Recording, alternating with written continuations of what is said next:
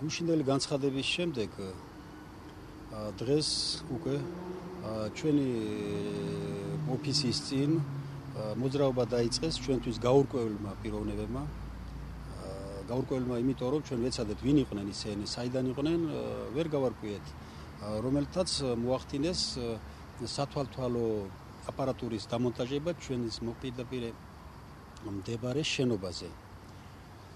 რითაც უკვე დაიწყეს განხორციელება ჩვენზე თითოეულ წევრზე თვალთვალის და შესაბამისად ჩვენი მხარდაჭერებიზე ფსიქოლოგიური ზეწოლის მიზნად. ჩვენ შევეცადეთ ნამდვილად რამდენად კანონიერი იყო მათი ქმედება, რომლებიც ამონტაჟებენ და რომელთაც დაამონტაჟეს უბრალოდ ეს სათვალთვალო აპარატურა.